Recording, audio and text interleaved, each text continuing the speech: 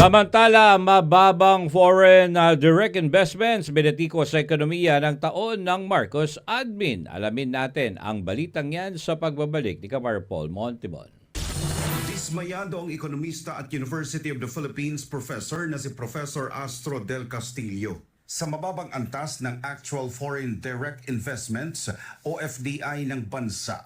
Ayon sa kanya, umabot sa tinatayang 72 billion US dollars ang halaga ng investment pledges na inanunsyo ng pamahalaan mula sa foreign trips ni Pangulong Ferdinand Marcos Jr.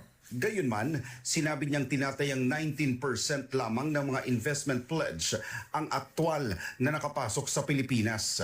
Since the start of his term, it amounted to $72 billion, no? Total investment pledges. So kasama na yung foreign trips and other pledges, if my numbers are correct. So parang lumalabas lang dito, 19% ang pumasok.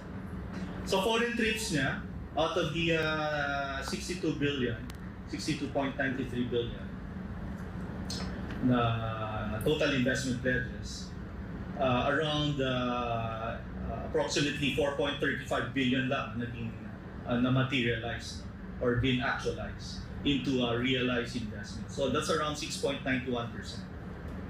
So it tells you a lot.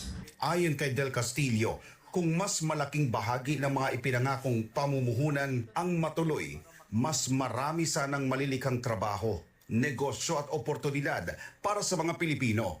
Between Asia and the big Asia, hindi lang Southeast Asia, hindi lang ASEAN, the big Asia, we're a laggard in terms of investments. Binigyan din ng ekonomista na ang pagpasok ng foreign investments ay mahalagang sukatan ng kumpiyansa ng mga dayuhang mamumuhunan sa ekonomiya ng bansa. Dahil dito, nananawagan siya sa pamahalaan na higit pang pagtuunan ng pansin ang pagpapalakas ng ekonomiya at pag-akit ng mas maraming pamumuhunan. Everyone should focus on the economy. Diba? Huwag nila tayo isama doon sa Game of Thrones. They want to prosecute their political enemies, so be it. No? Sana proseso lang. But kami, ang bias talaga namin, swinging more of the economy. Bagamat may natitira pang 2 taon sa termino ng Administrasyong Marcos Jr., umaasa si Del Castillo na mapapataas pa ang investment inflows at mapapabilis ang paglago ng ekonomiya. Para sa Diyos at sa Pilipinas kong mahal, nag-uulat Paul Montibon, SMNI News.